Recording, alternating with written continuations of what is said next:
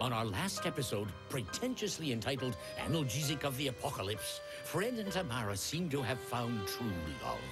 But fate, disguised as a malevolent fortune cookie, transformed his life from an innocent fairy tale into an inconceivable nightmare. When we left Fred, he was hospitalized, miserable, and worst of all, he had broken up with Tamara.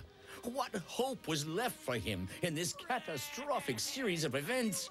Coming up after the break, our next episode ceremoniously entitled Within a Hair's Breadth of Happiness.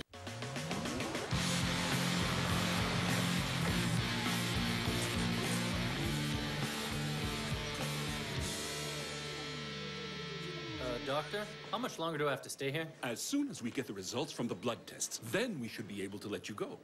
No, I can't keep this a secret anymore, Sunshine. I just have to tell you, to help you get back into family life, we have decided not to do your household chores.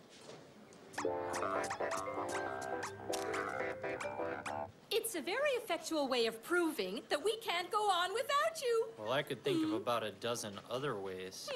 That makes me so happy, Sunshine. To hear you complain about cleaning, well, that means that you're getting back to your old self again.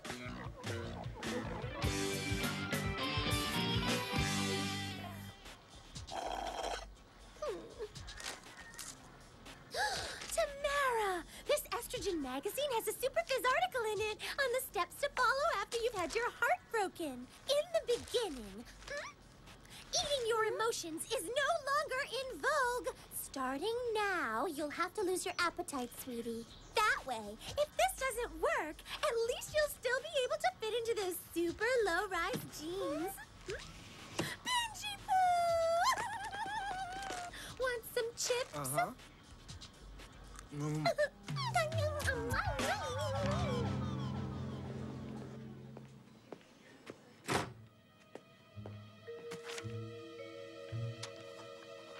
Leave it to me to help you perform any necessary bodily functions. Are you positive you don't need round-the-clock help where that's concerned? Good luck taking that job away from my mother.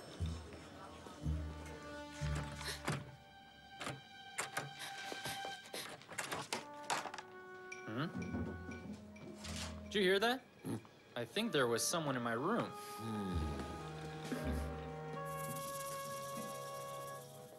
One time, my Uncle Laszlo thought he was suffering from an auditory hallucination. But as it turns out, he had a pierogi stuck in his ear. See, he'd fallen asleep on the buffet table at my Aunt Olga's wedding.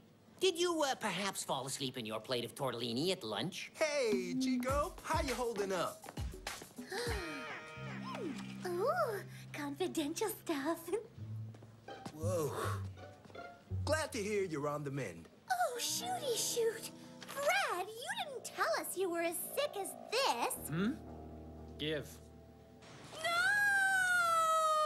It isn't so! Not that! Huh? Is that true? He's got a virus that's really rare. It's great. He has to stay in the hospital. This should give you the time to find a guy and make him think you're over him when he gets out. Sadly, you have contracted the B hairless virus. You have a 99.7% chance of losing all facets of your auxiliary body follicles in the primary and secondary levels, as well as tertiary.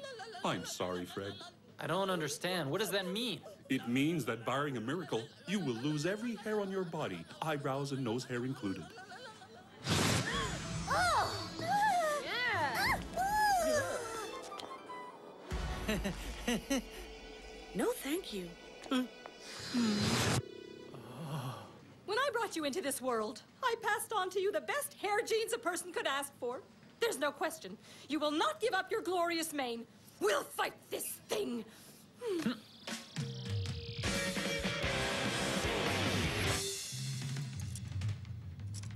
At this time, the arch of the eyebrow is even with the hypotenuse of the circumference of the cranial orbit. On the right arm, the hair is still thick, but they are at a 160-degree angle. That's worrisome. The chest has little bushes of hair, a 3:13 ratio. Keep a close watch on that. The virus is in latency. You are lucky. Right, lucky me. I'm gonna be bald from head to toe at 16 years of age. We're going to find you a good psychologist to help with your morale. Courage. I need to take a strand for cryogenics. it'll be a nice souvenir for you when you forget what color your hair was.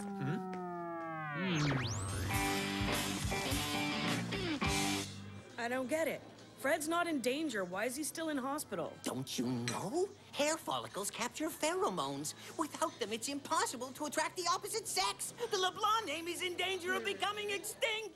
How does it feel to hear these nasty tidbits and not have a friend to laugh about them with? I have plenty of friends. I don't need Penelope or Tamara to make fun of you. How are you, my dear new friend? Annette, what would you think about a boy that was utterly and totally hairless? I think I would feel bad going out with someone who has better wax than me. Excuse me, ladies, but I have a very important personal matter to take care of with our supply of herring down at the clown shop.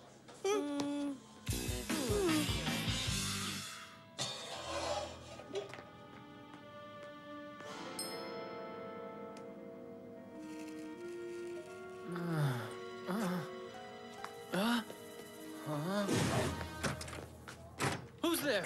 It's Mom, Sunshine.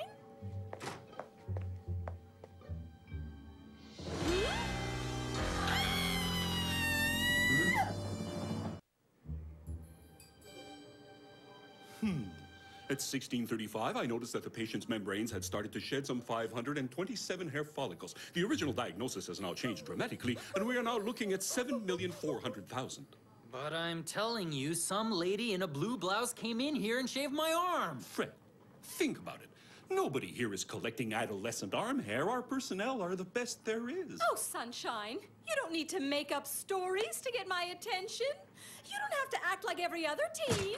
Concrete example of denial by using transference of an object and a person of the opposite sex.